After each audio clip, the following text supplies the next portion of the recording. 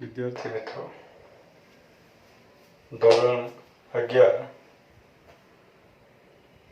ગણિત પ્રકરણ 3 ત્રિકોણમિતીય વિધેયો.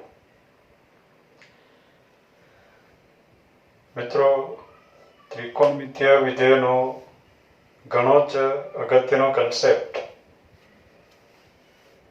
જે ટાઇટલ છે ત્રિકોણમિતીય વિધેયો ની આપણે હવે સમજૂતી મેળવીએ.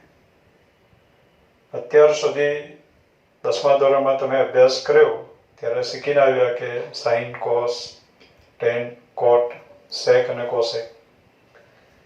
પણ ત્યારે જે તમે અભ્યાસ કર્યો એ બધા ત્રિકોણમિતીય ગુણોત્તરો હતા. હવે એનો આપણે વિધેય તરીકે અભ્યાસ કરવાનો છે. તો મિત્રો, શરૂઆત કરીએ આપણે ત્રિકોણમિતીય વિધેયો. ત્રિકોણમિતીય વિધેયોમાં સૌથી પહેલા આપણે સ્ટાર્ટ કરીએ કોસાઇન વિધેય, એટલે કે કોસ વિધેય. કોસ વિધેય, આખું નામ છે કોસાઇન વિધેય. કોસાઇન આ પ્રમાણે લખાય છે. શોર્ટમાં એને આપણે બોલશું કોસ વિધેય. હવે કોસ વિધેયની વ્યાખ્યા શું છે? કોસાઇન ફંક્શનની વ્યાખ્યા.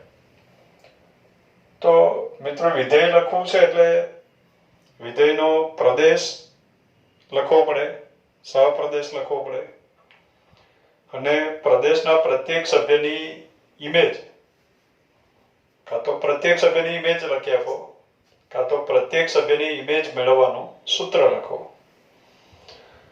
તો કોસ વિધેયની વ્યાખ્યા શું?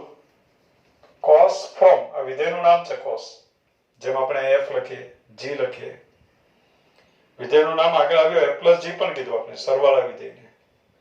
બાદબાકી વિધેયને એફ માઇનસ જી કીધું, ગુણાકાર વિધેય એફ ઇન્ટુ જી. તેમ અત્યારે વિધેયનું નામ છે કોસ. કોસ એ વિધેયનો પ્રદેશ શું? તો કે cos from R to R. બરાબર? એટલે કોસ જે છે એ પણ વિધેય છે. એનો પ્રદેશ આર છે, સહપ્રદેશ પણ આર છે. Cos from R to R, cos of theta. X ની જગ્યાએ આપણે અહીંયા થીટા લખીએ. એટલે વિધેય કોસ છે એ શેની ઉપર એપ્લાય કર્યું? થીટા ઉપર. થીટા ક્યાંથી આવશે? પ્રદેશનો સભ્ય પ્રદેશમાંથી આવશે. પ્રદેશનો પ્રત્યેક સભ્ય થીટાની જગ્યાએ લખી શકાય. એટલે અત્યારે થીટા આર નો સભ્ય છે, મીન્સ કે થીટા વાસ્તવિક સંખ્યા છે. એટલે cos from R to R, cos of theta બરાબર, કોસ ઓફ થીટા એટલે પી ઓફ થીટા નો એક્સિયમ.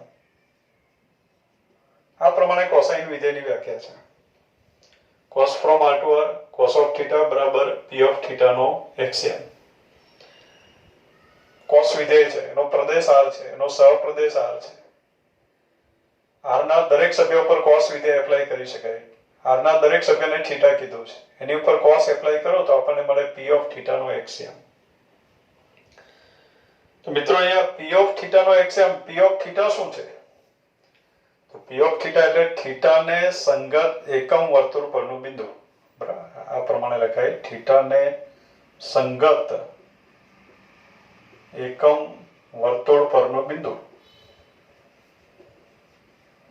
થીટાને સંગત એકમ વર્તુળ પરનું બિંદુ શબ્દ સમૂહ માટે એક શબ્દ, એને આપણે પી ઓફ થીટા, અથવા એનો સંકેત છે પી ઓફ થીટા. થીટાને સંગત એકમ વર્તુળ પરનું બિંદુ એટલે પી ઓફ થીટા. નો એક્સિયમ, નો એક્સિયમ એટલે કોસ થીટા. આ ઇમેજનું સૂત્ર છે. સમજીએ આપણે કે થીટાને સંગત એકમ વર્તુળ પરના બિંદુનો એક્સિયમ એ કોસ થીટા છે. વાત સાચી છે કે નહીં? 10મા ધોરણમાં આપણે શીખ્યા, એની સાથે સુસંગત છે કે નહીં? થીટાને સંગત એકમ વર્તુળ પરના બિંદુની વાત કરવી છે, આપણે એકમ વર્તુળ લઈ લેવું પડે. તો ધારો કે આ જે વર્તુળ છે એ એકમ વર્તુળ છે, એમ સમજીએ આપણે. વર્તુળ જેવું દોરવાનો પ્રયત્ન કર્યો છે આપણે. આ પ્રમાણે લઈએ. આગળ એકમ વર્તુળના જે વિડીયો છે એનો બરાબર અભ્યાસ કર્યો હોય, આપણે વાત કરી હશે કે એકમ વર્તુળ એ ઘણો અગત્યનો ટોપિક છે ત્રિકોણમિતિ. દરેક વસ્તુ એના પરથી નક્કી થશે. કોસની વ્યાખ્યામાં પણ આવ્યું. અહીંયા આગળ જે બિંદુ છે એના યામ 1,0 હોય છે. એને A1,0 બોલીએ. આ બિંદુને A' કહીએ, એના યામ -1,0 હોય. આ બિંદુને આપણે B બોલીએ, એના યામ 0,1 હોય. અને આ બિંદુને આપણે B' કહીએ, જેના યામ 0,-1 હોય. એકમ વર્તુળ છે. હવે દરેક વાસ્તવિક સંખ્યા ઉપર cos એપ્લાય કરી શકાય.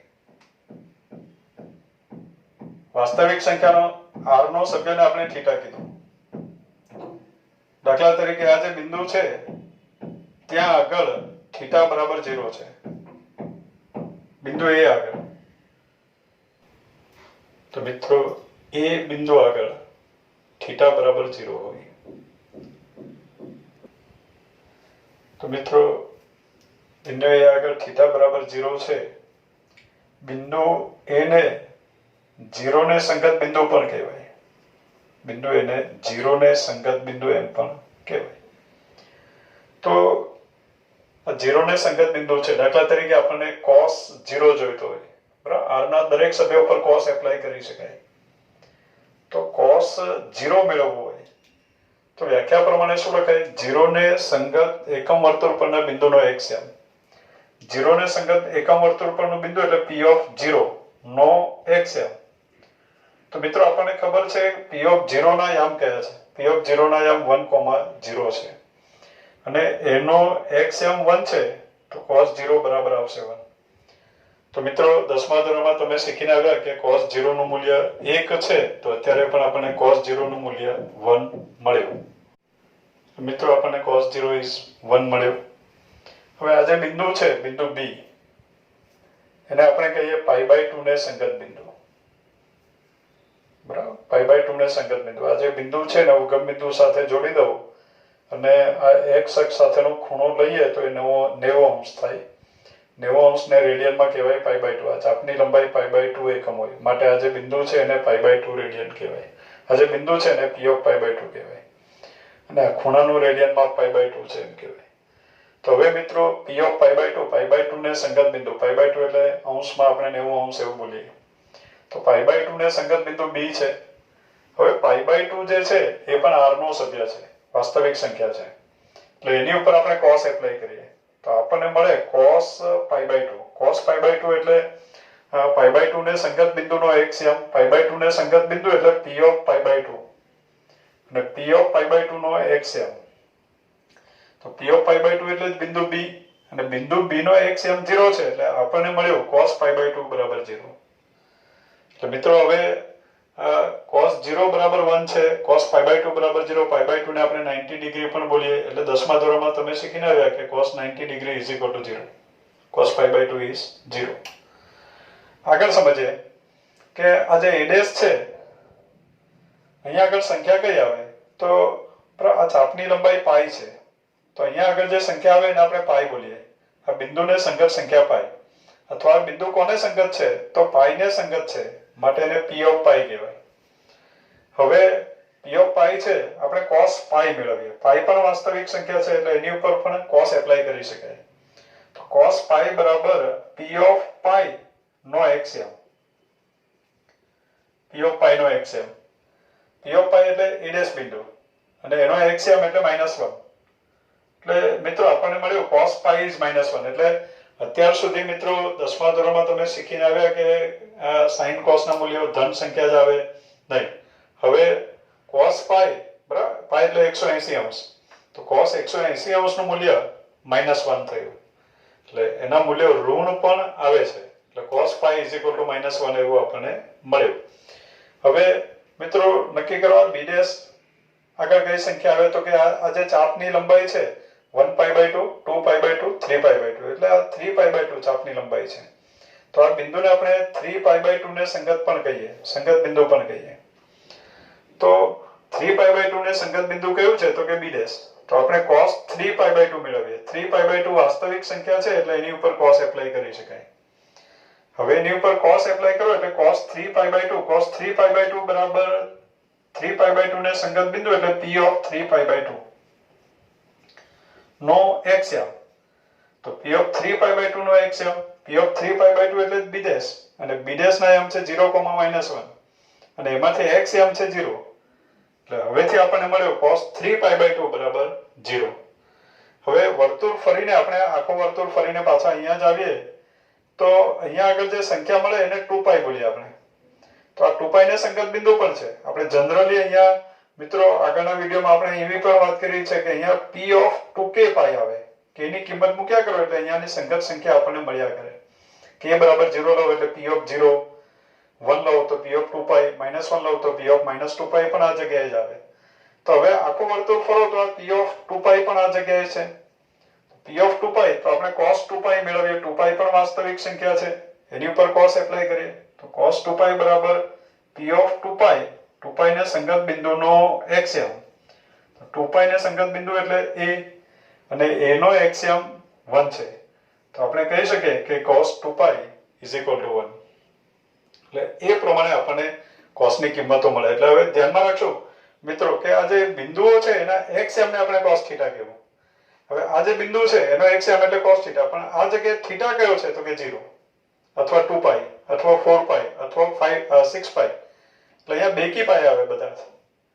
0 પણ આવે, ±2π, ±4π, ±6π, ±8π, એ બધાના cos ના મૂલ્યો 1 આવે. કારણ કે એને સંગત બિંદુ આ છે અને આ બિંદુનો એક્સ્યામ 1 છે. એ જ પ્રમાણે cos π/2, π/2 ને સંગત બિંદુ, તો આ π/2 ને સંગત બિંદુ છે. હવે આ જે બિંદુ છે એનો એક્સ્યામ ને આપણે cos θ કહેવું. આ જગ્યાએ θ શું છે તો કે π/2.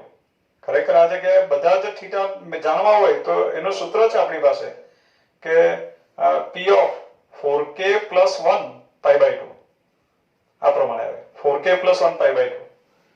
k ની જગ્યાએ 0 લખો એટલે 1 π/2 મળે. k ની જગ્યાએ 1 લખો તો 5 π/2 મળે. એટલે 5 π/2 ને સંગત બિંદુ પણ આ છે. હવે cos 5 π/2 મેળવવું હોય તો એને સંગત બિંદુ જાણી લેવું પડે. એને સંગત બિંદુ b મળે અને એનો એક્સ્યામ એટલે cos 5 π/2. એટલે કોઈ પણ θ ઉપર cos એપ્લાય કરવું હોય તો એને સંગત બિંદુ એકમ વર્તુળ ઉપર શોધી નાખવાનું. ત્યાર પછી એ બિંદુના યામ હશે અને એનો જે એક્સ્યામ છે એને cos θ કહેવાય. દાખલા તરીકે અહીંયા હું એક કિરણ આ પ્રમાણે દોરું અને એ અહીંયા 30° ખૂણો બનાવે તો આ ચાપની લંબાઈ π/6 હોય. ચાપની લંબાઈ π/6 હોય તો એ બિંદુને p of π/6 કહેવાય. એના યામ p of એ બિંદુ p of π/6, π/6 ને સંગત બિંદુ એમ કહેવાય. અને જે π/6 ને સંગત બિંદુ છે એના યામ આવે મિત્રો √3/2, 1/2. એના જે યામ છે √3/2, 1/2 આવે. એના યામ √3/2, 1/2 કઈ રીતે આવે છે એના માટે મિત્રો આખા ગણતરીની આપણે ચર્ચા કરવી પડે તો એ ડાયરેક્ટ અત્યારે લખી દઉં છું, નહીં તો એનો આપણે અલગથી વિડીયો મૂકવો પડે કે આ બધા બિંદુના ચોક્કસ બિંદુઓના યામ કયા હોય. તો અત્યારે એ નથી આપણે સમજાવતા. p of π/6 ના યામ √3/2, 1/2 હોય. તો p of π/6 ના યામ √3/2, 1/2 છે. તો cos π/6 મેળવવું હોય તો આ π/6 ને સંગત બિંદુ આ છે અને cos π/6 એટલે π/6 ને સંગત બિંદુનો એક્સ્યામ એટલે cos π/6 બરાબર આપણને મળે √3/2. એટલે હવે હું ડાયરેક્ટ લખી દઉં cos π/6 બરાબર √3/2 મળે. એ જ પ્રમાણે એક્ઝેક્ટ વચ્ચે જે હશે ખૂણાનું માપ 45°. ખૂણાનું માપ 45 એટલે એનું રેડિયનમાં π/4 થયું તો આ ચાપની લંબાઈ પણ π/4 હોય. ખૂણાનું જેટલું માપ એટલે ચાપની લંબાઈ, ચાપની જેટલી લંબાઈ એટલું ખૂણાનું રેડિયન માપ. તો આ ચાપની લંબાઈ π/4 થઈ. તો આ જે બિંદુ છે એને કહેવાય π/4 ને સંગત બિંદુ. અને π/4 ને સંગત બિંદુ છે તો એના યામ આવે 1/√2, 1/√2. આ પ્રમાણે એના યામ આવે. હવે આપણે cos π/4 મેળવવું. π/4 એટલે 45°. તો cos 45° મેળવવું એટલે cos π/4 મેળવવું. તો cos π/4 મેળવવું હોય તો π/4 ને સંગત બિંદુ આપણે મૂકવું પડે એકમ વર્તુળ ઉપર. તો એકમ વર્તુળ ઉપર π/4 ને સંગત બિંદુ આ મૂક્યું. એનો જે એક્સ્યામ છે એને કહેવાય cos π/4. એટલે આપણને મળ્યું cos π/4 = 1/√2. આ પ્રમાણે મળે. આપણે પ્રચલિત કિંમતોની ચર્ચા કરીએ. જો આ π/6 છે આ ચાપની લંબાઈ એનાથી અડધી કરો, આ ચાપની લંબાઈ π/6 છે, એનાથી અડધી કરો તો π/12 થાય. હવે એના યામ શું આવે એની ચર્ચા અત્યારે નથી કરતા. અત્યારે બહુ પ્રચલિત કિંમતો છે એની જ ચર્ચા આપણે કરીએ છીએ. 30 અંશ, 45 અંશ, પછી 60 અંશ. 60 અંશ એટલે π/3 રેડિયન. તો 60 અંશને સંગત બિંદુ આલેખમાં મળે એમ સમજીએ. આ ખૂણાનું માપ 60 અંશ છે. 60 અંશ એટલે રેડિયનમાં બોલવું હોય તો π/3 રેડિયન. એટલે π/3 રેડિયન એટલે આ જે બિંદુ છે એને p of π/3 પણ કહેવાય. અને એ બિંદુના યામ આવે 1/2, √3/2. એનો x યામ 1/2 આવે. એના પરથી x અક્ષ ઉપર આપણે લંબ દોરીએ આમ તો આ 1 એકમ છે. એકમ વર્તુળ છે તો આખું 1 એકમ છે અને આ અડધો એકમ આવશે. એટલે આનો x યામ આવે 1/2. તો આ જે બિંદુ છે એનો x યામ 1/2 છે. તો મિત્રો cos π/3 એટલે π/3 ને સંગત બિંદુનો x યામ. તો π/3 ને સંગત બિંદુ એટલે p of π/3 અને એનો x યામ 1/2 છે. એટલે આપણે લખી શકીએ cos π/3 is equal to 1/2. એટલે બહુ ક્લિયર મિત્રો કે cos થીટા શોધવું હોય તો આપણે શું કરવું? એકમ વર્તુળ ઉપર થીટાને સંગત બિંદુ મૂકવાનું. એ બિંદુના યામ શોધવાના અને એ યામમાંથી જે x યામ છે એને કહેવાય cos થીટા. દાખલા તરીકે આ જગ્યાએ પાઈ છે cos π બરાબર x યામ -1, cos 3π/2 બરાબર x યામ 0. હવે મિત્રો અહીંયા હું એક લાઈન કરી દઉં. આ પ્રમાણે આપણે લાઈનો કરી દઈએ.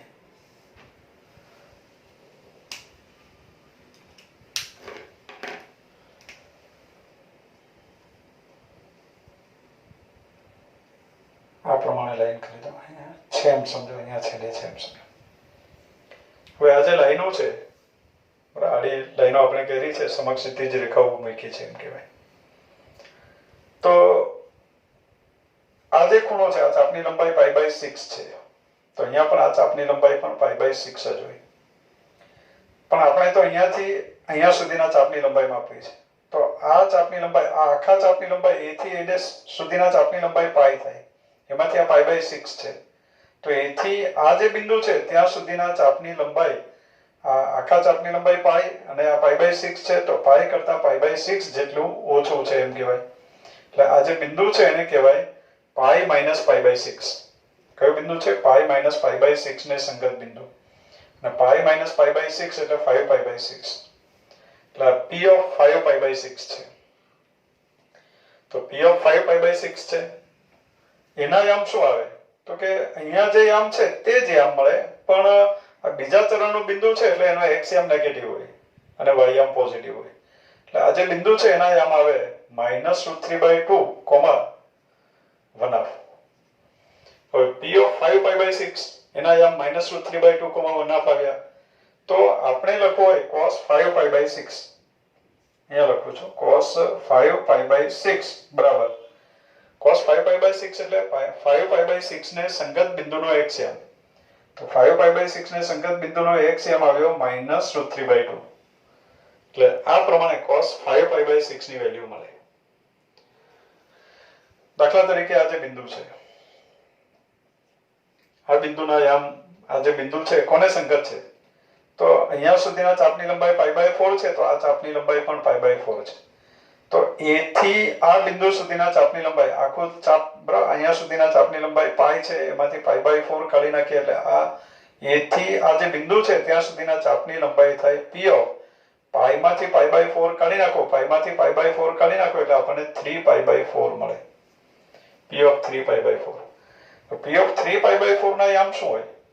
તો p of π/4 આગળ જે યામ હોય તે જ હોય, પણ બીજા ચરણમાં છે એટલે x યામ નેગેટિવ હોય એટલે -1/√2, y યામ તો પોઝિટિવ જ છે 1/√2. એટલે આ 3π/4 ને સંગત બિંદુના યામ છે. અને આપણને ખબર છે કે cos θ એટલે p of θ નો x યામ. તો cos 3π/4 એટલે 3π/4 ને સંગત બિંદુ આ છે એનો x યામ. એટલે cos 3π/4 બરાબર -1/√2. એટલે એ પ્રમાણે cos ના મૂલ્યો મેળવી શકાય. મિત્રો અહીંયા પણ થીટા જાણીને દાખલા તરીકે હું અહીંયા એક શિરોલંબ રેખા દોરી દઉં. હવે આ જે છે થીટા π/3 છે તો અહીંયા જે થીટા હશે એ -π/3 કહેવાય, નીચેના અર્ધતલમાં છે, ક્લોકવાઇઝ જવું પડે. એટલે આ જે બિંદુ છે ત્યાં આગળ થીટા જે છે એ -π/3 છે. હવે આ જે સમક્ષિતિજ રેખા છે, સમક્ષિતિજ રેખા પરના દરેક બિંદુનો x યામ સરખો, એટલે આ બિંદુનો x યામ વનાફ છે તો આ બિંદુનો x યામ પણ વનાફ જ થાય. આ બિંદુનો y યામ √3/2 છે, પણ આ નીચેના અર્ધતલમાં છે એટલે y યામ -√3/2 આવશે. ચોથા ચરણમાં y યામ નેગેટિવ છે. હવે આપણે એમ કેવું હોય કે cos of -π/3, તો cos of -π/3 તો -π/3 ને સંગત બિંદુનો x યામ, તો -π/3 ને સંગત બિંદુના યામ વનાફ -√3/2 મળે અને એનો x યામ વનાફ થાય એટલે cos of -π/3 બરાબર વનાફ. એટલે આપણે અમુક થીટા ના cos ના મૂલ્યો જરા જોઈ લીધા આપણે, પણ કન્સેપ્ટ એ છે કે cos થીટા કોને કહેવું, તો cos થીટા એટલે થીટાને સંગત એકમ વર્તુળ પરના જે બિંદુઓ છે એનો x યામ, એને આપણે કહીશું cos થીટા. તો મિત્રો આપણે cos વિધેયનો પ્રદેશ સમજ્યા, પ્રદેશાર, સહપ્રદેશાર. ઇમેજનું સૂત્ર cos થીટા એટલે p of થીટા નો x યામ, એમ સમજ્યા આપણે. હવે વિધેયના પ્રદેશ સહપ્રદેશની વાત થઈ, ઇમેજનું સૂત્ર પણ છે. હવે આપણે વિધેયના વિસ્તારની વાત કરવી જોઈએ. cos વિધેયનો વિસ્તાર, cos વિધેયનો વિસ્તાર. તો મિત્રો cos વિધેયનો વિસ્તાર એટલે બધી જ ઇમેજોનો ગણ. એટલે cos વિધેયનો વિસ્તાર એટલે એમ કહેવાશે set of all cos theta. આ ઇમેજ છે, બધી જ image, set of all theta where theta belongs to R, set of all cos theta, એવા તમામ cos થીટાઓનો ગણ, બધી જ ઇમેજોનો ગણ. શેની ઇમેજોનો ગણ, તો કે theta belongs to R એટલે વાસ્તવિક સંખ્યાની ઇમેજોનો ગણ. એટલે બધી જ વાસ્તવિક સંખ્યાની ઇમેજોનો ગણ અહીંયા આપણે લખવાનો છે. તો મિત્રો આપણે વિસ્તાર મેળવવા માટે, વિસ્તાર એટલે કે cos થીટા કઈ કિંમતો ધારણ કરશે, થીટાની જગ્યાએ વાસ્તવિક સંખ્યા લખ્યા કરો એટલે cos થીટા કઈ કિંમતો ધારણ કરશે તે આપણે નક્કી કરવાનું છે. cos થીટા એટલે એકમ વર્તુળ પરના બિંદુનો x યામ. હવે મિત્રો અહીંયા હું એક લાઈન દોરી દઉં છું. આ એક શિરોલંબ રેખા દોરી. આ જે રેખા છે x અક્ષને લંબ છે એને કહેવાય શિરોલંબ રેખા. અને એ જે શિરોલંબ રેખા છે એ 1,0 માંથી પસાર થાય છે. એટલે આ શિરોલંબ રેખાનો x યામ 1 છે.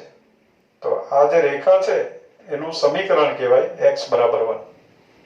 એટલે આ રેખા પર જેટલા પણ બિંદુઓ હોય એનો x યામ 1 જ હોય. રેખા પર જેટલા પણ બિંદુઓ હોય એ દરેક બિંદુનો x યામ 1 જ હોય. માટે આ રેખાનું સમીકરણ x = 1 છે એમ કહેવાય. બીજી એક લાઈન હું અહીંયા દોરી દઉં. આ શિરોલંબ રેખા છે, એ -1,0 માંથી પસાર થાય છે. તો મિત્રો હવે ખબર પડી ગઈ હશે કે 1,0 માંથી પસાર થાય એવી શિરોલંબ રેખાનો x યામ, દરેક બિંદુના x યામ 1 છે, માટે એનું સમીકરણ x = 1 હોય. તો -1,0 માંથી પસાર થતી જે શિરોલંબ રેખા છે એના દરેક બિંદુનો x યામ -1 હશે, માટે એ રેખાનું સમીકરણ x = -1 છે એમ કહેવાય. આ જે લાઈન છે x = -1, એના પરના દરેક બિંદુનો x યામ -1 છે. આ રેખા પરના દરેક બિંદુનો x યામ 1 છે. અને એકમ વર્તુળ પરના દરેક બિંદુનો x યામ એટલે cos થીટા. હવે મિત્રો આ જે શિરોલંબ રેખાઓ છે x = -1 અને x = 1, એની વચ્ચે જેટલા પણ બિંદુઓ, આખા સમતલમાં અસંખ્ય બિંદુઓ છે. આખા સમતલની વાત કરીએ આપણે, આખા સમતલમાં અસંખ્ય બિંદુઓ છે અને તમામ બિંદુઓના x યામ -1 અથવા -1 થી મોટો હોય, -1 થી મોટો હોય, બરાબર. વચ્ચેના ભાગની વાત કરીએ, આ રેખા પર હશે તો -1 હશે, પણ -1 ની x = -1 ની જમણી બાજુ જે બિંદુઓ હોય એ દરેક બિંદુનો x યામ -1 કરતા મોટો હોય. x = 1 લાઈન જે છે એની ડાબી બાજુ જેટલા બિંદુઓ હોય એનો x યામ 1 કરતા નાનો હોય. ધ્યાનમાં રાખો, x = -1 લાઈન છે એની જમણી બાજુ જેટલા પણ બિંદુઓ હશે બધાનો x યામ -1 કરતા મોટો હશે. x = 1 લાઈનની ડાબી બાજુ જેટલા પણ બિંદુઓ હશે બધાનો x યામ 1 કરતા નાનો હશે. તો એકમ વર્તુળ પર જેટલા બિંદુઓ છે એ બધા પણ એ વચ્ચે આવી ગયા. તો એ તમામ બિંદુઓના એક્સએમ -1 કરતા મોટા હશે અને 1 કરતા નાના હશે.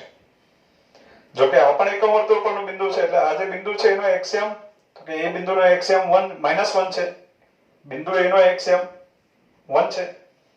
એટલે cos θ આ બિંદુઓના જે એક્સએમ છે ને આપણે cos θ કહેવાનું. તો cos θ કઈ કઈ કિંમતો ધારણ કરે? આ બધા બિંદુના એક્સએમ a' નો સમાવેશ કરીએ તો એકમ વર્તુળ પરના તમામ બિંદુના એક્સએમ કેવા છે? તો -1 અથવા -1 થી મોટા. a' આગળ -1 પણ છે. અને જમણી બાજુના દરેક બિંદુના એક્સએમ -1 કરતા મોટા છે. એટલે એકમ વર્તુળ પરના તમામ બિંદુના એક્સએમ -1 અથવા -1 થી મોટા છે. અને તમામ બિંદુઓ x બરાબર 1 લાઈનની ડાબી બાજુ છે એટલે તમામ બિંદુના એક્સએમ 1 અથવા 1 કરતા નાના છે. અને એ એક્સએમ એટલે જ cos θ. એટલે બધા જ cos θ ની વેલ્યુ, બધા જ cos θ ની કિંમત ક્યાં આવી જશે? તો કે કિંમત કેવી છે? -1 અથવા -1 થી મોટી છે અને 1 અથવા 1 થી નાની છે. મિત્રો બધા જ cos θ ની કિંમત -1 અથવા -1 થી મોટી છે અને 1 અથવા 1 થી નાની છે. તો cos θ ની કિંમત -1 અથવા -1 થી મોટી છે અને 1 અથવા 1 થી નાની છે. એટલે આ બધી કિંમતો cos θ ની હોઈ શકે. વચ્ચેની બધી જ કિંમતો બિંદુનો એક્સએમ કોઈ પણ વાસ્તવિક કિંમત ધારણ કરશે. -1 અને 1 વચ્ચેની બધી જ વાસ્તવિક કિંમત ધારણ કરે. માટે આ જે -1 અને 1 વચ્ચેની બધી જ સંખ્યા છે એ cos θ ના આન્સર બની શકે. માટે આપણે એમ કહી શકીએ કે cos વિધેયનો વિસ્તાર, બરાબર, એ બધા cos θ બની શકે. એટલે બધા ઇમેજ છે. એટલે ઇમેજનો ગણ શું આવ્યો? ઇમેજનો ગણ તો ઇમેજનો ગણ એટલે -1 અથવા -1 થી મોટી અને 1 અથવા 1 થી નાની તમામ વાસ્તવિક સંખ્યાઓનો ગણ એ ઇમેજનો ગણ બન્યો. બધી જ ઇમેજ અહીંયા છે અને આનો દરેક સભ્ય ઇમેજ છે. તો ઇમેજનો ગણ એટલે -1 અથવા -1 થી મોટી અને 1 અથવા 1 થી નાની તમામ વાસ્તવિક સંખ્યાઓનો ગણ એટલે કે ક્લોઝ ઇન્ટરવલ -1, 1 આ પ્રમાણે થયું, જેને આપણે કહીશું cos વિધેયનો વિસ્તાર.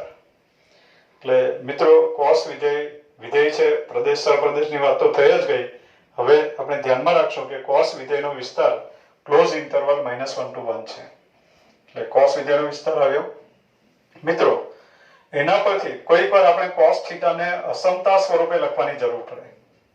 cos θ ને અસમતા સ્વરૂપે લખવું હોય કે cos θ ની કિંમત કોના કરતા મોટી છે, કોના કરતા નાની છે, તો cos વિધેયનો વિસ્તાર આ છે, બધી જ ઇમેજ આની અંદર છે. એનો મીનિંગ એવો થયો કે આપણે એવું કહી શકીએ કે -1 is less or equal to cos θ. cos θ ની બધી જ કિંમતો -1 અથવા -1 થી મોટી હોય અને 1 અથવા 1 થી નાની હોય. -1 is less or equal to cos θ is less or equal to 1. એ જ પ્રમાણે, બરાબર, એટલે cos θ ને અસમતા સ્વરૂપે લખવો હોય તો આ પ્રમાણે લખાય. cos વિધેયનો વિસ્તાર કયો છે? ક્લોઝ ઇન્ટરવલ -1 to 1 છે. cos θ ને અસમતા સ્વરૂપે શું લખાય? તો -1 is less or equal to cos θ is less or equal to 1. હવે મિત્રો આ -1 અને 1 વચ્ચેની જેટલી પણ સંખ્યા છે એનો વર્ગ કરો તો એ હંમેશા 0 અને 1 ની વચ્ચે આવે. તો મિત્રો cos² θ વિશે કોઈક વાર અસમતા સ્વરૂપે લખવાની જરૂર પડે તો આપણે ધ્યાનમાં રાખશું કે cos² θ ને અસમતા સ્વરૂપે લખાય 0 is less or equal to cos² θ is less or equal to 1.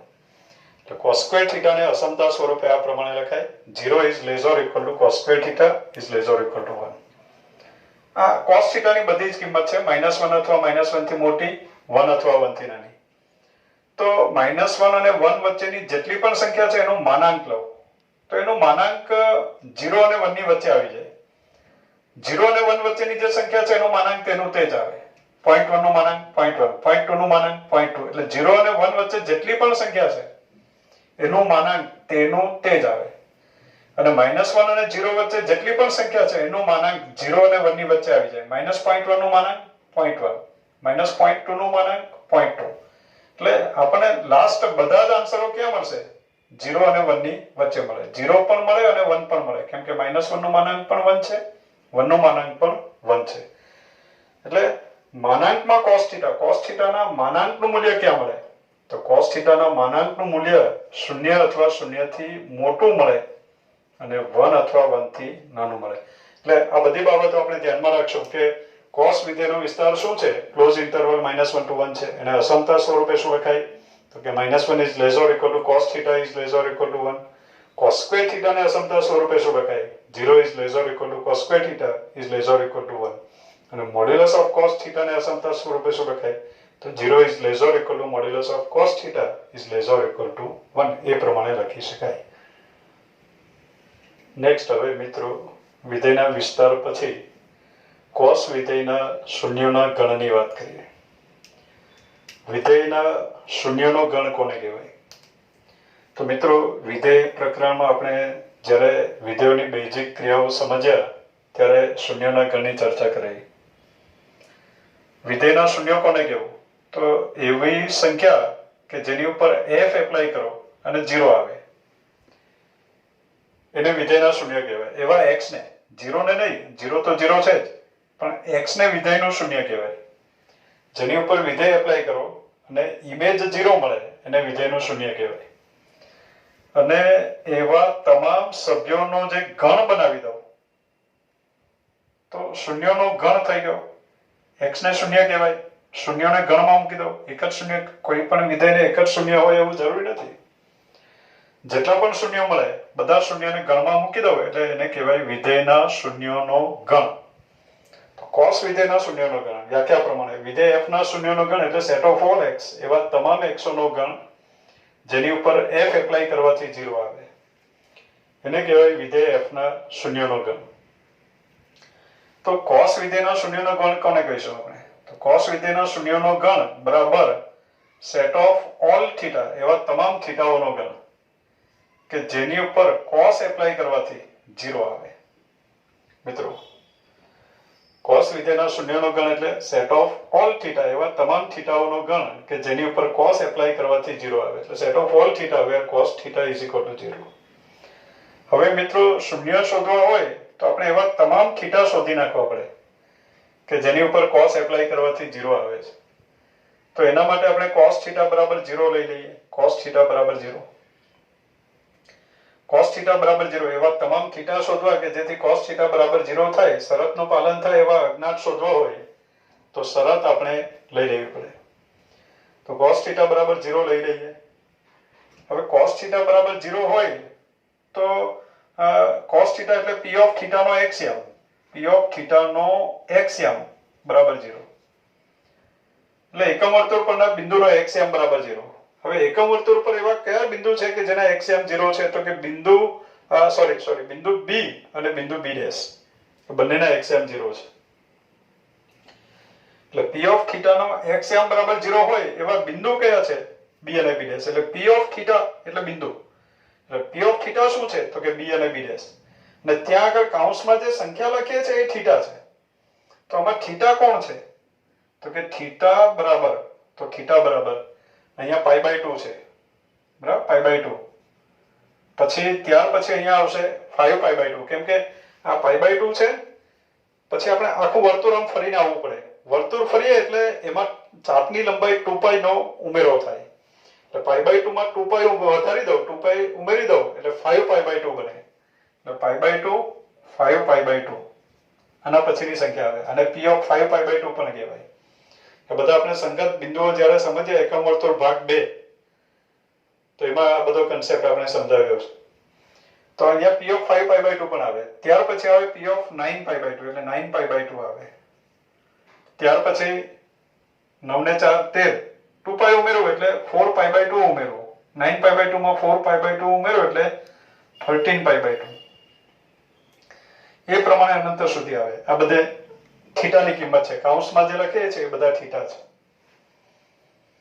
હવે અહીંયા ઋણ થીટા પણ આવે ક્લોકવાઇઝ જાવ તો અહીંયાથી શરૂ કરીને આમ આવ્યા તો આ ચાપની લંબાઈ 3π/2 થઈ. 1π/2, 2π/2, 3π/2. ચાપની લંબાઈ 3π/2 થઈ.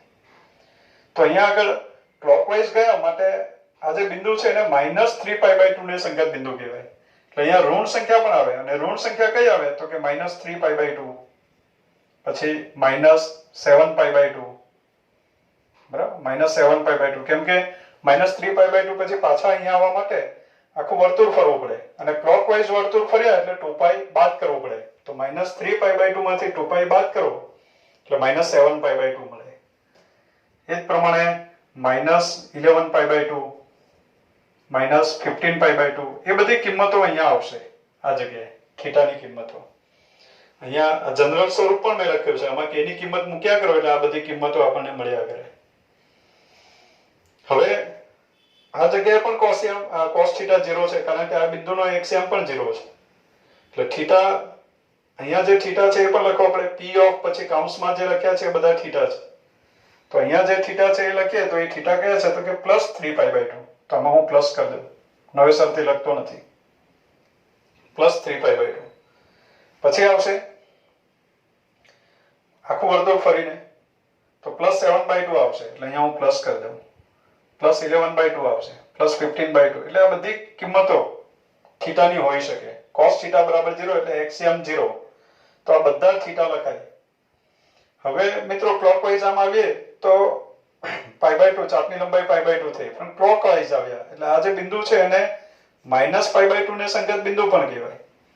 એટલે અહીંયા જે થીટા છે એ -π/2 પણ આવ્યો. એટલે અહીંયા હું પ્લસ તો લખ્યું છે તો માઇનસ લખી દઉં.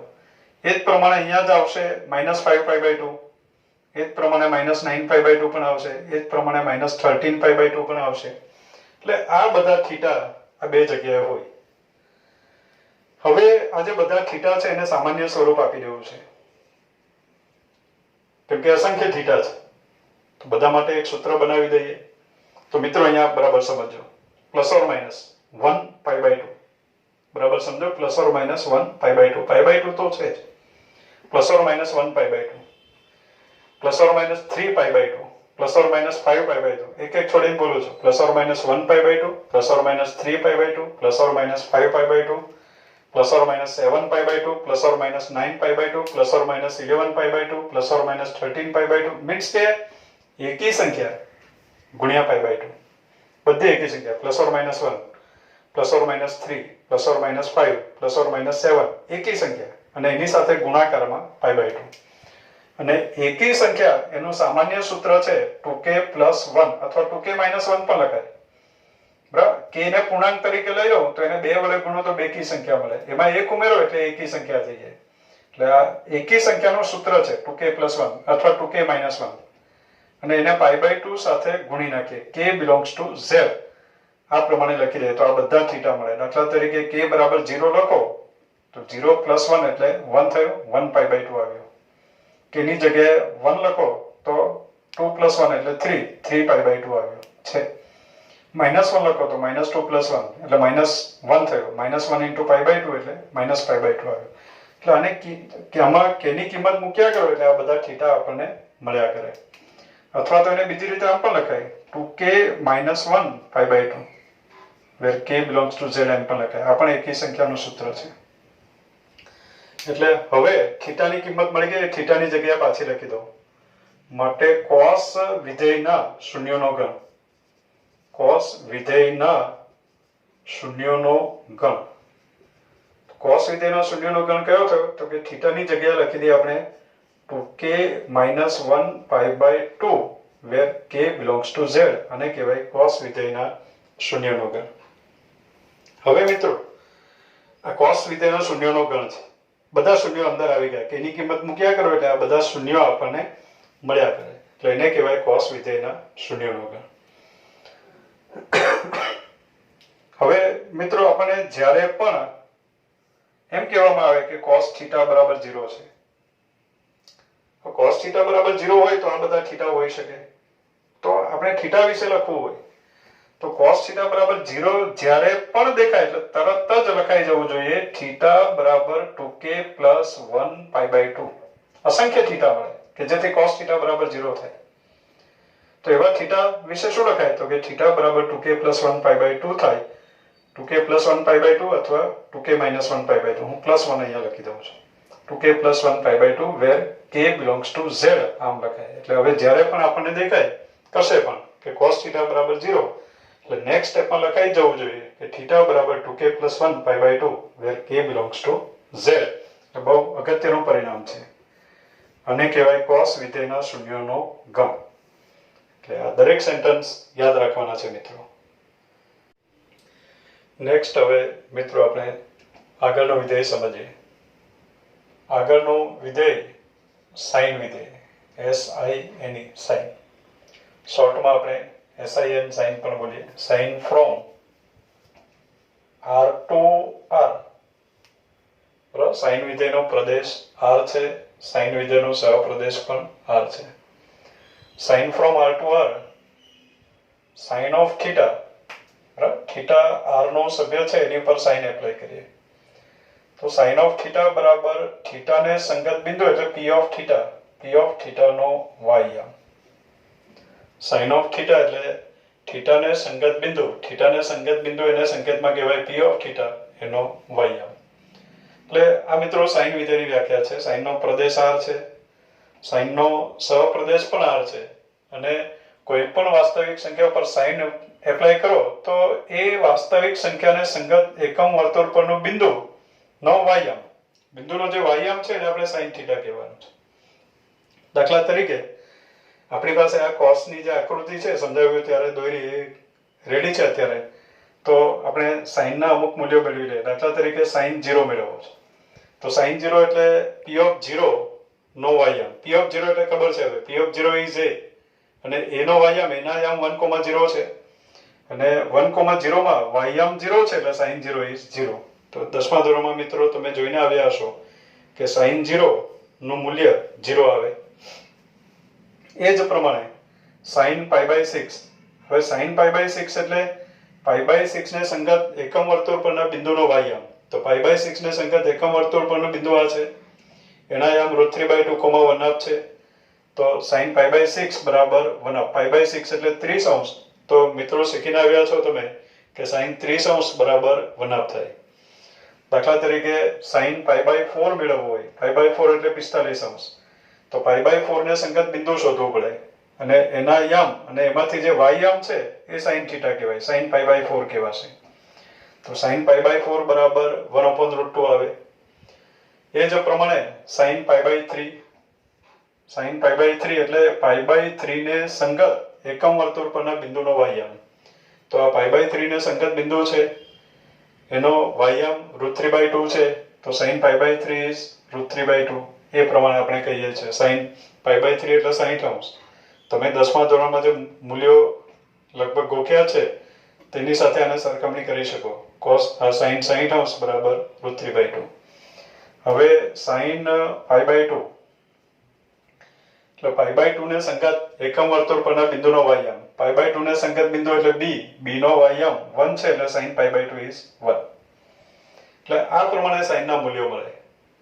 હજુ આગળ પણ જઈ શકાય, કારણ કે આપણી પાસે હજુ આ 3π/4 ને સંગત બિંદુના યામ પણ મેં અહીંયા લખ્યા છે. તો આપણે લખી શકીએ sin 3π/4 એટલે 3π/4 ને સંગત બિંદુનો વાયામ, તો એ 1/√2 છે. આ 5π/6 ને સંગત બિંદુ છે, તો sin 5π/6 પણ આપણને મળી શકે.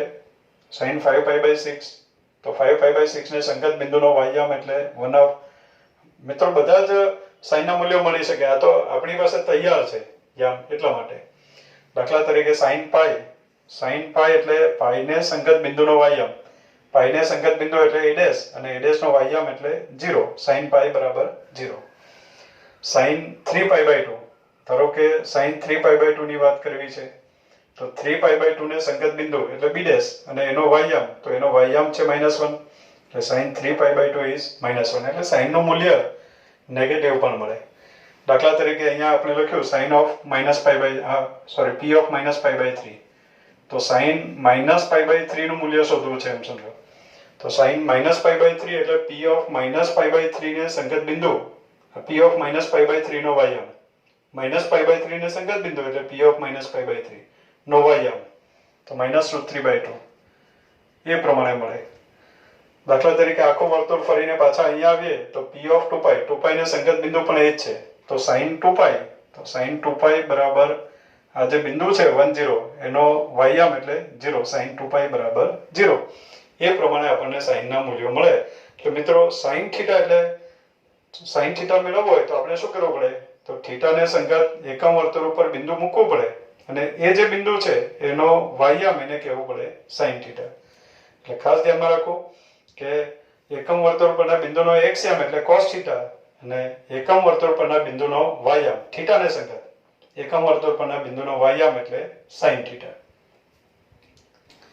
મિત્રો હવે આપણે સાઇન વિધેયના વિસ્તારની વાત કરીએ. સાઇન વિધેયનો પ્રદેશ સમજી લીધો, સહપ્રદેશ, ઇમેજ નું સૂત્રની પણ વાત થઈ ગઈ. હવે સાઇન વિધેયનો વિસ્તાર. વિસ્તાર એટલે એવો ગણ, બરાબર, પ્રદેશના પ્રત્યેક સભ્યની ઇમેજોનો ગણ, અને ઇમેજ છે sin θ. તો સેટ ઓફ ઓલ sin θ એમ પણ કહેવાય, બરાબર, તમામ sin θ નો ગણ. થીટા ક્યાંથી આવશે? તો કે થીટા r માંથી આવશે. તો દરેક વાસ્તવિક સંખ્યા ઉપર સાઇન એપ્લાય કરો અને જે આન્સર મળે એનો જે ગણ છે એને કહેવાય sin θ. એટલે set of all sin θ where θ belongs to r. હવે sin θ એટલે એકમ વર્તુળ પરના બિંદુનો વાયામ. મિત્રો અહીંયા સમજીએ આપણે, ફરી એકમ વર્તુળ ઉપર આવીએ અને એકમ વર્તુળ ઉપર આ જે બી બિંદુ છે ત્યાંથી હું એક સમક્ષિતિજ રેખા દોરું, બરાબર.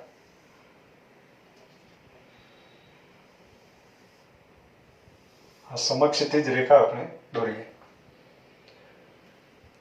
તો આ જે રેખા છે સમક્ષિતિજ રેખા, બી 0,1 માંથી પસાર થઈ.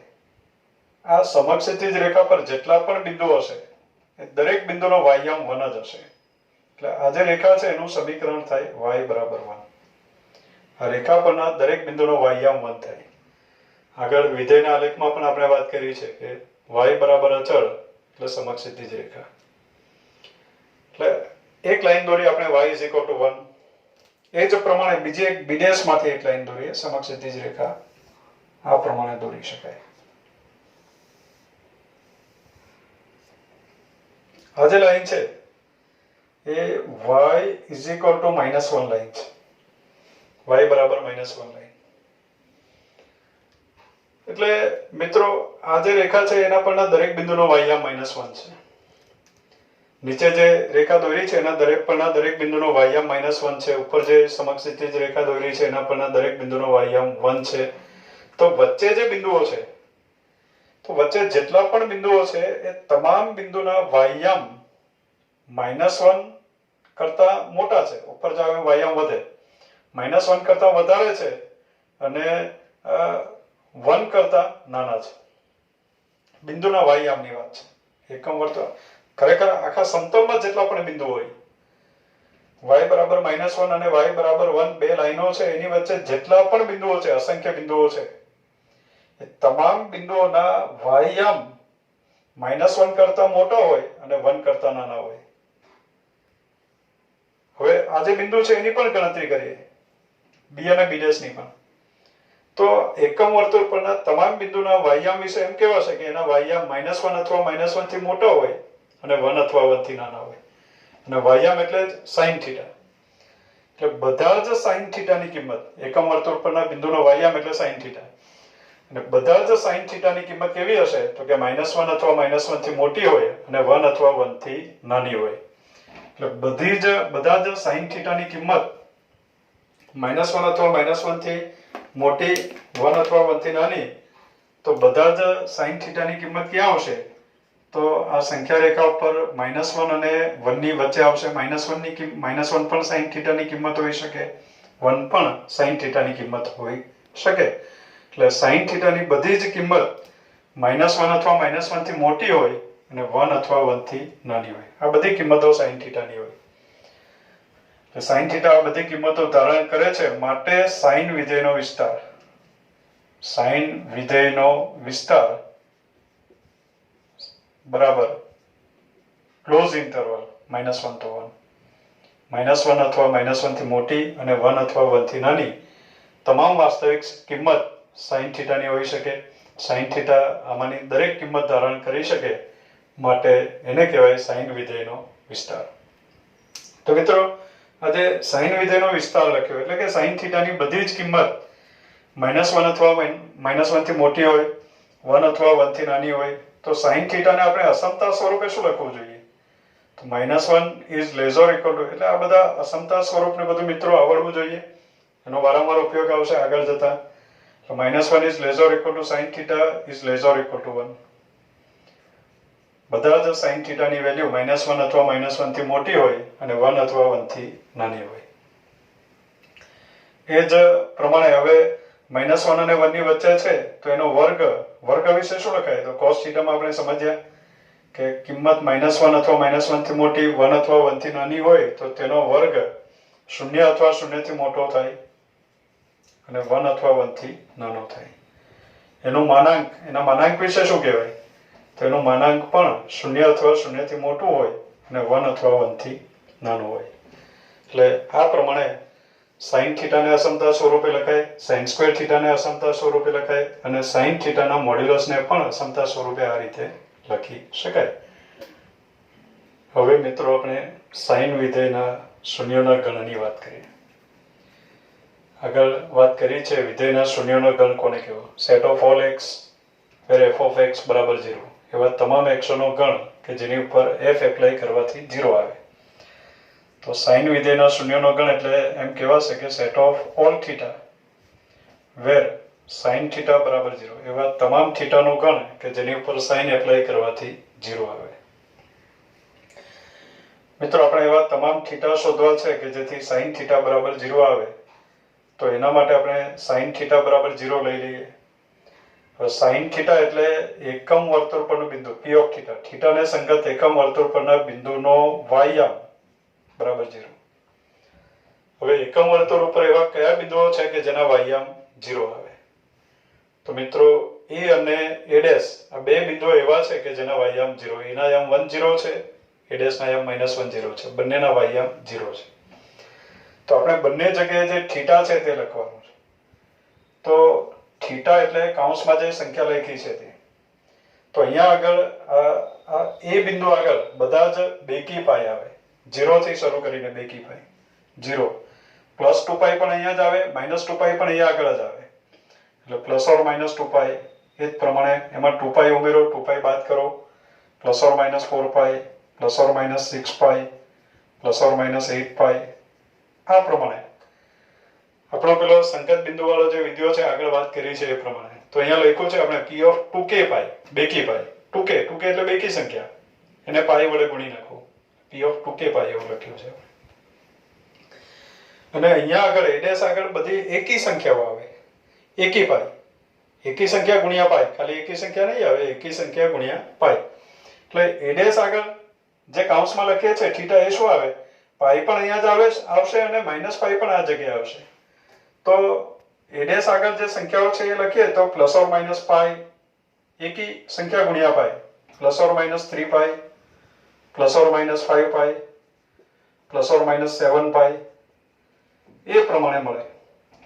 હવે આ બધા જ થીટાને આપણે ભેગા કરીએ, બધાનો યોગ કરીએ, બધાને ભેગા કરો તો 0 ±1π, ±2π, ±3π, ±4π, ±5π, ±6π, ±7π. ટૂંકમાં બધી જ પૂર્ણાંક સંખ્યા ગુણ્યા પાઈ આવે. બધા પૂર્ણાંકો આવે છે. 0, 1, ±1, ±2, ±3 બધી પૂર્ણાંક સંખ્યા અને સાથે ગુણાકારમાં પાઈ. એટલે થીટા બરાબર આવ્યો પૂર્ણાંક સંખ્યાને આપણે k વડે દર્શાવીએ. k પાઈ સાઈડમાં લખી દે. જ્યાં k કોનો સભ્ય છે? z નો સભ્ય. એટલે k ની જગ્યાએ પૂર્ણાંક સંખ્યા મૂક્યા કરો એટલે આ બધા થીટા આપણને મળ્યા કરે. 1 લખો 1π મળે, 2 લખો 2π મળે, -1 લખો -1π મળે, -2 લખો -2π મળે, 0 લખો 0 પણ મળે. એટલે થીટા બરાબર આવ્યો k pi where k belongs to z. થીટાની જગ્યાએ અહીંયા લખી દઉં તો થીટાની જગ્યાએ લખાશે k pi where k belongs to z અને કહેવાય sin વિધેયના શૂન્યનો ગણ. હવે sin વિધેયના શૂન્યનો ગણ k પાઈ છે where k belongs to z. એનો મીનિંગ એવો થયો કે હવેથી જ્યારે પણ આપણને કહેશે sin થીટા બરાબર 0 દેખાય તો આ થીટા શું હશે? તો કે થીટા k પાઈ હશે તો 0 થયું. એટલે sin થીટા બરાબર 0 ડબલ ઇમ્પ્લાઇઝ થીટા બરાબર k pi where k belongs to z એવું લખવાની આપણે ટેવ પડવી. એટલે sin થીટા બરાબર 0 ડબલ ઇમ્પ્લાઇઝ થીટા બરાબર k pi where k belongs to z અને કહેવાશે sin વિધેયના શૂન્યો. અને એને ગણમાં લખી દીધા તો sin વિધેયના શૂન્યોનો ગણ.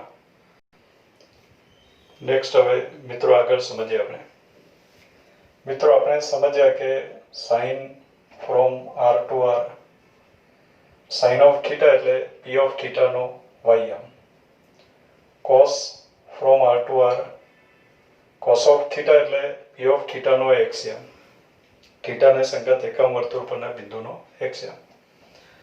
હવે sin અને cos બંને વિધેયનો આપણે ભાગાકાર વિધેય મેળવીએ. આપણે આગળ સમજ્યા છે વિધેયોનું બીજગણિત, વાસ્તવિક વિધેયોનું બીજગણિત એવું સમજ્યા. તો એમાં વાત કરી છે આપણે કે f/g બે વિધેયનો ભાગાકાર વિધેય કઈ રીતે વ્યાખ્યાય છે. તો f/g ફ્રોમ df છેદ dg માઇનસ df છેદ dg કરવાનું છે ને એમાંથી એવા તમામ x કાઢી નાખવા કે જેની ઉપર g એપ્લાય કરવાથી 0 આવે, એટલે g ના શૂન્યો કાઢી નાખવા 2r એ પ્રમાણે લખાય. તો અત્યારે sin અને cos નો ભાગાકાર વિધેય આપણે વ્યાખ્યાયિત કરીએ. તો sin અને cos નો જે ભાગાકાર વિધેય છે f અને g નો ભાગાકાર વિધેય અને એને f/g કહેવાય. તો sin અને cos નો ભાગાકાર વિધેય એને આપણે કહીશું sin/cos ફ્રોમ sin અને cos બંનેના જે પ્રદેશ છે એનો છેદ લેવાય. તો r છેદ r is r માઈનસ, હવે માઈનસ કરીને વિધેય g ના શૂન્યો કાઢી નાખ્યા, શૂન્યોનો ગણ. તો વિધેય g ના શૂન્યોનો ગણ આમાંથી કાઢી નાખવાનો છે, બાદ કરવાનો છે. g ની જગ્યાએ cos છે તો r માંથી આપણે cos ના શૂન્યનો ગણ બાદ કરીએ અને cos ના શૂન્યનો ગણ અત્યારે આપણે મેળવ્યો કે cos ના શૂન્યનો ગણ એટલે 2k + 1 π/2 where k belongs to z, એને આપણે બાદ કરશું. એટલે sin/cos from r minus set of 2k + 1 π/2 where k belongs to z 2r, આ પ્રમાણે એનો ભાગાકાર વિધેય વ્યાખ્યાયિત થયો. જો આગળ પણ લખાય કે sin/cos of theta, આપણે બોલ્યા છે f/g of x બરાબર fx/gx. તો sin/cos of theta બરાબર fx, fx ની જગ્યાએ અત્યારે લખાશે sin theta upon gx એટલે કે cos theta. એટલે sin/cos આ જે ભાગાકાર વિધેય બન્યું એને હવે સ્પેશિયલ નામ આપી દઈએ. તો sin/cos ને જ આપણે tan કહેવાનું છે. તો tan વિધેય કઈ રીતે વ્યાખ્યાયિત થયું? તો કે tan from r minus set of 2k + 1 π/2 where k belongs to z 2r. sin/cos ને આપણે tan નામ આપ્યું. એટલે tan of theta બરાબર sin theta upon cos theta. એટલે આને આપણે કહીશું tan વિધેય. મિત્રો ખાસ ધ્યાનમાં રાખો tan વિધેયનો પ્રદેશ, કે tan વિધેયનો પ્રદેશ શું છે? તો r માંથી cos ના શૂન્યો કાઢી નાખવા, cos ના શૂન્યનો ગણ બાદ કરવો એટલે tan વિધેયનો પ્રદેશ મળે. tan વિધેયનો પ્રદેશ આવ્યો r minus set of 2k + 1 π/2 where k belongs to z 2r tan of theta બરાબર sin theta upon cos theta. એટલે આ tan વિધેયની વ્યાખ્યા છે. હવે મિત્રો tan વિધેયના વિસ્તારની આપણે વાત કરવી.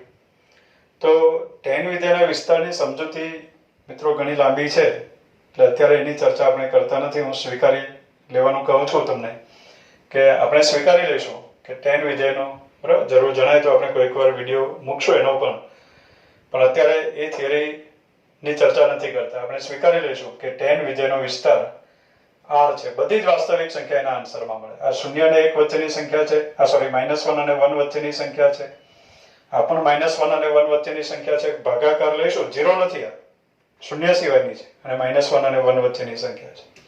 તો એનો ભાગાકાર કોઈ પણ વાસ્તવિક સંખ્યા મળી શકે. અત્યારે એવું લોજિક વિચારી લઈએ અને આપણે એમ કહી દઈએ કે tan વિધેયનો વિસ્તાર r છે. એટલે એ આપણે અત્યારે સ્વીકારી લઈએ છીએ મિત્રો. ગમે એવું લોજિક આપણે વાપરીએ પણ સાબિતી તો નથી જ, સાબિતી આપણે આપી નથી. અત્યારે સ્વીકારવા કહું છું કે tan વિધેયનો વિસ્તાર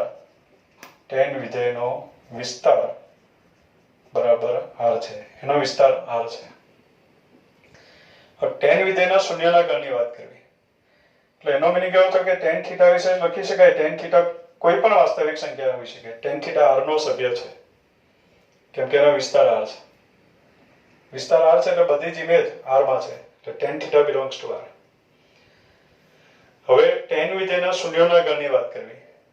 તો tan વિધેયના શૂન્યોનો ગણ, tan વિધેયના શૂન્યોનો ગણ. તો મિત્રો tan વિધેયના શૂન્યનો ગણ એટલે સેટ ઓફ ઓલ થીટા, એવા તમામ થીટા કે જેની ઉપર tan એપ્લાય કરો અને 0 આવે, એવા તમામ થીટાનો જે ગણ છે એને કહેવાશે tan વિધેયના શૂન્યનો ગણ. Set of all theta where tan theta is equal to 0, એવા તમામ થીટાનો ગણ કે જેની ઉપર tan એપ્લાય કરવાથી 0 મળે. હવે એવા તમામ થીટા શોધવા છે કે જેથી tan થીટા બરાબર 0 થાય. તો એના માટે આપણે લઈ લઈએ tan થીટા બરાબર 0 લઈ લઈએ. મિત્રો tan થીટા એટલે જ sin theta upon cos theta, એટલે sin theta upon cos theta બરાબર 0. હવે ગુણોત્તર શૂન્ય હોય તો અંશ 0 હોય, અંશ 0 હોય તો જ ગુણોત્તર શૂન્ય થાય, એટલે આપણે અહીંયાથી લખી શકીએ sin થીટા બરાબર 0. અને અત્યારે જ આપણે વાત કરી કે sin થીટા બરાબર 0 દેખાય એટલે તરત જ લખાઈ જવું જોઈએ કે થીટા બરાબર k pi where k belongs to z. sin વિધેયના શૂન્યના ગણમાં આપણે જોયું એટલે થીટા બરાબર k pi where k belongs to z. તો થીટાની જગ્યાએ લખી દઉં હું અહીંયા k pi where k belongs to z. એટલે મિત્રો આપણને મળ્યું tan વિધેયના શૂન્યનો ગણ પણ k પાઈ છે where k belongs to z છે. આમાં k મૂક્યા કરો એટલે બધા શૂન્યો આપણને મળ્યા કરે. હવે એનો મિનિંગ એવો થયો મિત્રો, જેમ sin માં કીધું છે એમ હવે tan માં પણ આપણે કહી દઈએ કે જ્યારે આપણને દેખાય કે tan થીટા બરાબર 0 તો તરત જ લખાઈ દેવું જોઈએ tan થીટા બરાબર 0 ડબલ ઇમ્પ્લાઇઝ થીટા બરાબર k pi where k belongs to z. એટલે આ પ્રમાણે ધ્યાનમાં રાખવાનું છે. એટલે આપણે અત્યારે tan વિધેયનો વિસ્તાર, એના શૂન્યનો ગણ ની ચર્ચા અત્યારે આપણે કરી. નેક્સ્ટ હવે મિત્રો આપણે આગળ સમજીએ sin from R to R sin વિધેય છે, cos from R to R cos વિધેય છે. હવે મિત્રો આપણે cos અને sin નું ભાગાકાર વિધેય વ્યાખ્યાયિત કરીએ. cos અને sin નું ભાગાકાર વિધેય તો એને લખાશે cos upon sin. હવે વારંવાર આપણે f અને g ઉપર નથી જતા, cos upon sin, બરાબર. cos અને sin નો ભાગાકાર વિધેય એટલે cos upon sin વિધેયનું નામ. એનો પ્રદેશ શું આવે તો cos અને sin બંનેના પ્રદેશનો છેદગણ r માઈનસ, હવે r માંથી છેદમાં જે વિધેય છે એના શૂન્યો આપણે કાઢી નાખવાના. છેદમાં sin વિધેય છે અને sin વિધેયના શૂન્યનો ગણ એટલે k pi where k belongs to z, એને r માંથી કાઢી નાખશું આપણે 2r. એટલે આ થયું cos upon sin વિધેય. cos upon sin of theta બરાબર cos theta f upon g of x બરાબર fx upon gx. cos upon sin of theta બરાબર cos theta upon sin theta, એ પ્રમાણે લખાશે. હવે મિત્રો આ જે cos upon sin વિધેય છે એને જ કહેવાય cot વિધેય. એટલે આપણને મળ્યો cot from, એટલે cot વિધેયનો પ્રદેશ શું બન્યો cot from r minus set of k pi where k belongs to z. આ થયો cot વિધેયનો પ્રદેશ 2r, એનો સહપ્રદેશ r છે. cos upon sin ને આપણે cot બોલશું એટલે cot of theta, cot of theta means cot theta બરાબર cos theta upon sin theta. એને કહીશું આપણે cot વિધેય. એટલે cot વિધેયની વ્યાખ્યા આપણને મળી cot from r minus set of k pi where k belongs to z to r, cot of theta બરાબર cos theta upon sin theta. મિત્રો આમાં પણ આપણે એ જ વાત કહેવાની કે cot વિધેયનો વિસ્તાર પણ r છે, એ પણ આપણે સ્વીકારી લેવાનું. જેમ tan ની વાત કરી તો અહીંયા cot વિધેયનો વિસ્તાર, cot વિધેયનો વિસ્તાર બરાબર r છે, એ આપણે યાદ રાખી લઈશું. હવે cot વિધેયના શૂન્યોના ગણની વાત કરવી. cot વિધેયના શૂન્યોનો ગણ. તો મિત્રો cot વિધેયના શૂન્યોનો ગણ એટલે સેટ ઓફ ઓલ થીટા, એવા તમામ થીટાઓનો ગણ કે જેથી cot થીટા બરાબર 0 થાય, એવા તમામ થીટાઓનો ગણ કે જેથી cot થીટા બરાબર 0 થાય. મીન્સ કે એવા થીટા શોધવાના કે જેથી cot થીટા બરાબર 0 થાય, તો એના માટે આપણે cot થીટા બરાબર 0 લઈ લેવું પડે. cot થીટા બરાબર 0 implies cos theta upon sin theta is equal to 0, implies cos theta is equal to 0. અને અત્યારે જ આ જ વિડીયોમાં આપણે વાત કરી છે કે cos θ બરાબર 0 દેખાય એટલે તરત જ આપણે લખવાનું છે θ બરાબર 2k plus 1 pi by 2 where k belongs to z એ પ્રમાણે આપણે લખવાનું છે. એટલે cos વિધેય cot વિધેયના શૂન્યનો ગણ આપણને મળી ગયો. θ ની જગ્યાએ આપણે લખી દઈએ set of 2k plus 1 pi by 2 where k belongs to z. એના પરથી મિત્રો એક સેન્ટેન્સ પણ આપણને મળ્યું કે હવેથી જ્યારે પણ cot θ બરાબર 0 દેખાય એટલે આપણે લખી દેવાનું છે કે θ બરાબર 2k plus 1 pi by 2 where k belongs to z. એટલે મિત્રો એક બાબત નક્કી થઈ ગઈ કે tan ના અને sin ના શૂન્યો સમાન છે કેમ કે sin 0 ત્યારે જ tan 0 અને cot અને cos ના શૂન્યોના ગણ પણ સમાન છે કારણ કે જ્યારે cos 0 થાય ત્યારે જ cot પણ 0 થાય.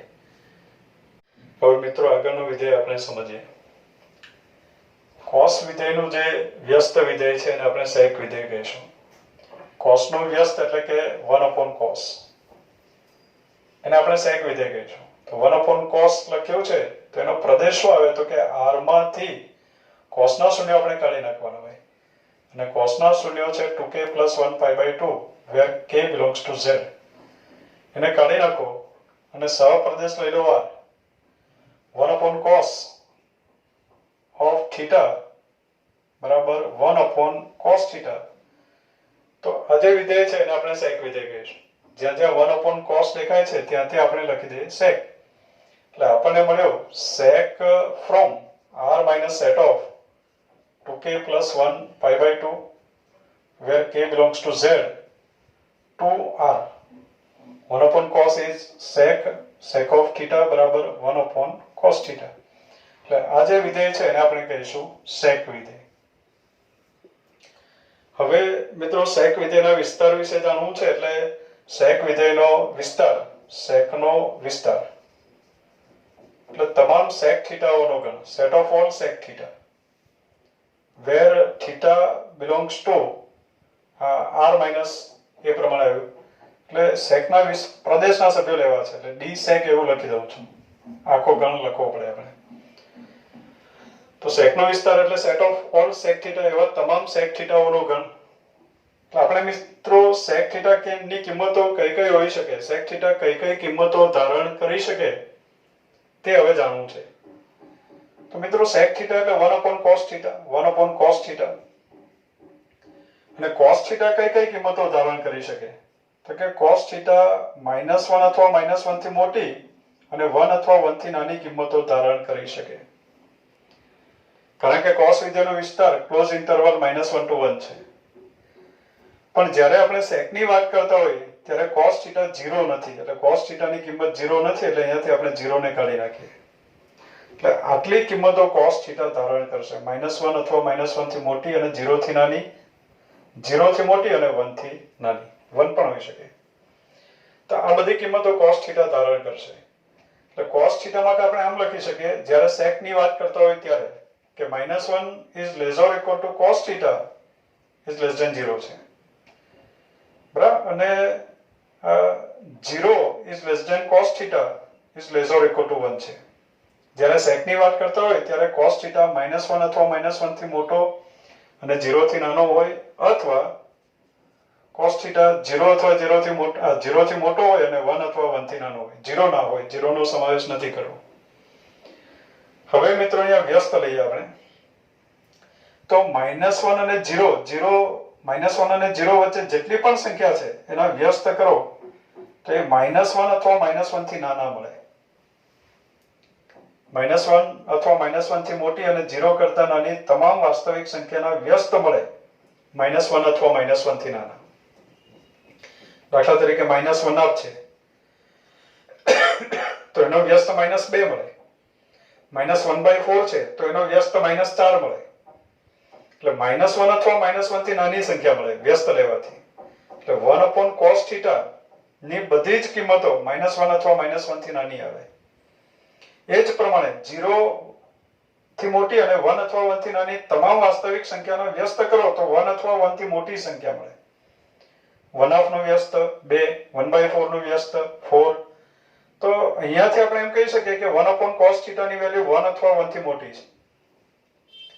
એટલે કે બધા જ sec θ ની કિંમત -1 અથવા -1 થી નાની આવે અથવા sec θ ની કિંમત 1 અથવા 1 થી મોટી મળે. એટલે sec θ કેવી કિંમતો ધારણ કરે? તો આ ટાઈપમાં આપણે -1 લઈએ, આ 1 છે, 0 છે, તો sec θ કેવી કિંમતો ધારણ કરે? -1 અથવા -1 થી નાની તમામ વાસ્તવિક કિંમતો sec θ ધારણ કરી શકે. 1 અથવા 1 થી મોટી તમામ કિંમતો sec θ ધારણ કરી શકે. તો sec θ જે કિંમતો ધારણ કરે છે તમામ કિંમતોનો ગણ, તો આપણે એમ કહી શકીએ કે બધી જ વાસ્તવિક સંખ્યામાંથી આટલી સંખ્યાઓ કાઢી નાખવી. એટલે sec θ ને અસમતા સ્વરૂપે એક તો આ લખાય. sec θ ને અસમતા સ્વરૂપે શું લખાય? તો કે sec θ is less or equal to -1 અથવા વચ્ચે અથવા લખશું. કેમ કે અનેનો મીનિંગ એવો થાય કે બંને શરતનું એકી સાથે પાલન થાય. હવે બંને શરતનું એકી સાથે પાલન નહીં થઈ શકે, કારણ કે -1 અથવા -1 થી નાની હોય તો 1 અથવા 1 થી મોટી તો ન જ હોય. એટલે વચ્ચે શબ્દ લખવો પડે અથવા. એટલે sec θ ની બધી જ કિંમત -1 અથવા -1 થી નાની હોય અથવા sec θ ની કિંમતો 1 અથવા 1 થી મોટી હોય. એનો મીનિંગ એવો થયો કે sec વિધેયનો વિસ્તાર. sec વિધેયનો વિસ્તાર શું આવે? sec વિધેયનો વિસ્તાર તો કે બધી જ વાસ્તવિક સંખ્યાઓનો ગણ જે છે એમાંથી આટલી સંખ્યાઓ sec ની કિંમતો હોઈ શકે નહીં. એટલે r માંથી આપણે -1 અને 1 વચ્ચેની સંખ્યાઓ કાઢી નાખીએ. અહીંયા ક્લોઝ નહીં કરવું, નહીતર -1 પણ નીકળી જશે. એટલે -1 પણ sec ની કિંમત નથી એવું થશે. -1 sec ની કિંમત છે, એટલે -1 ને આપણે કાઢવાનું નથી. એટલે sec વિધેયનો વિસ્તાર આવ્યો r - ઓપન ઇન્ટરવલ -1, એ પ્રમાણે થયો આ sec વિધેયનો વિસ્તાર. sec ને અસમતા સ્વરૂપે લખાય sec θ is less or equal to -1 અથવા sec θ is greater or equal to 1. હવે મિત્રો આ જે sec θ છે -1 અથવા -1 થી નાની તમામ સંખ્યા એનો માનાંક લો તો એ 1 અથવા 1 થી મોટું મળે, અને 1 અથવા 1 થી મોટી તમામ સંખ્યા એનો માનાંક લો તો એ તો 1 અથવા 1 થી મોટું જ મળે. એટલે એનો મીનિંગ એવો થયો કે મોડ્યુલસ ઓફ sec θ વિશે આપણે શું કહી શકીએ? તો કે મોડ્યુલસ ઓફ sec θ ના માનાંકનું મૂલ્ય હંમેશા 1 અથવા 1 થી મોટું મળે.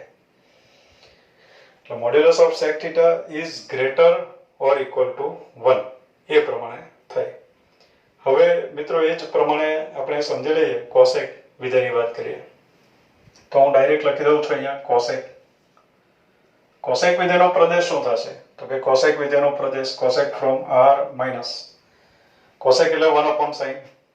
તો r માંથી sin ના શૂન્યો કાઢી નાખવા. sin ના શૂન્યો એટલે k pi where k belongs to z, એ આપણે કાઢી નાખીએ 2r. cosec of theta બરાબર 1/sin θ, એ પ્રમાણે લખાશે. આ થઈ cosec વિધેયની વ્યાખ્યા. વ્યાખ્યામાં વિશેષ કંઈ નહીં જોઈએ, પ્રદેશ, સહપ્રદેશ, ઇમેજનું સૂત્ર. હવે મિત્રો જેમ sec નો વિસ્તાર આપણે મેળવ્યો એ જ પ્રમાણે cosec નો પણ વિસ્તાર મળે તો હું ડાયરેક્ટ લખી દઉં છું કે cosec θ ની પણ કિંમતો કેવી આવે? કે cosec θ ની કિંમતો પણ -1 અથવા -1 થી નાની મળે, કેમ કે sin ના વ્યસ્ત છે અને sin નો વિસ્તાર એ જ cos નો વિસ્તાર છે. તો cosec θ is less or equal to -1 અથવા cosec θ is greater or equal to 1 થાય. તો મિત્રો cosec θ નો વિસ્તાર, cosec વિધેયનો વિસ્તાર આપણે કયો લખી શકીએ? તો cosec વિધેયનો વિસ્તાર બરાબર r - open interval -1 to 1. cosec વિધેયનો માનાંક મોડ્યુલસ ઓફ cosec θ ક્યાં આવશે? તો modulus of cosec θ is greater or equal to 1. એના માનાંકનું મૂલ્ય હંમેશા 1 અથવા 1 થી મોટું મળે. મિત્રો એક અગત્યની બાબત હવે કે sec અને cosec ના શૂન્યોનો ગણ શું થાય? દાખલા તરીકે sec ના શૂન્યોનો ગણ એટલે set of all θ where sec θ બરાબર 0. એવા તમામ થીટાનો ગણ કે જેની ઉપર sec એપ્લાય કરવાથી 0 આવે. એટલે આપણું કામ છે એવા થીટા શોધવાનું કે જેથી sec θ બરાબર 0 આવે. પણ sec θ તો આ બધી કિંમતો ધારણ કરે, -1 અથવા -1 થી નાની, 1 અથવા 1 થી મોટી. sec θ 0 કિંમત ધારણ કરતો જ નથી. એટલે એનો મીનિંગ એવો થયો કે એવા થીટા કે જેથી sec થીટા બરાબર 0 થાય એવા થીટા મળતા જ નથી, તો પછી મળે જ નહીં તો આ ગણ ખાલી રહી ગયો, એટલે કે ખાલી ગણ આવ્યો. એટલે આપણે ધ્યાનમાં રાખશું કે sec વિધેયના શૂન્યોનો ગણ, sec વિધેયના શૂન્યોનો ગણ બરાબર 5. sec વિધેયના શૂન્યનો ગણ ખાલી ગણ છે, કારણ કે sec નું મૂલ્ય કોઈ પણ સંજોગોમાં 0 થાય નહીં, કારણ કે sec -1 અથવા -1 થી નાની અથવા 1 અથવા 1 થી મોટી કિંમત ધારણ કરે. તો મિત્રો એ જ પ્રમાણે cosec વિધેયના શૂન્યનો ગણ પણ આપણે શું કહેવું જોઈએ? cosec વિધેયના શૂન્યનો ગણ, તો cosec વિધેયના શૂન્યનો ગણ પણ ખાલી ગણ થશે. તો મિત્રો આની સાથે જ આપણે આ જે વિડીયો છે એમાં sin વિધેય, પ્રદેશ, સહપ્રદેશ, વિસ્તાર, શૂન્યનો ગણ, cos વિધેયના પણ આ મુદ્દાઓ, tan, cot, sec અને cosec દરેકના પ્રદેશ, સહપ્રદેશ, વિસ્તાર, શૂન્યના ગણની આપણે ચર્ચા કરી. હજુ પણ મિત્રો એના આલેખોની ચર્ચા કરવાની બાકી રહે છે, પણ એનો વિડીયો આપણે અલગથી મૂકશું. તો અત્યારે આ ત્રિકોણમિતીય વિધેયોના પ્રદેશ, સહપ્રદેશ, વિસ્તાર, શૂન્યના ગણ એનો અભ્યાસ આ વિડીયો દ્વારા વારંવાર કરવો, કારણ કે એ અગત્યનો કન્સેપ્ટ છે, આગળ જતા એનો વારંવાર ઉપયોગ આવશે. Okay, thank you.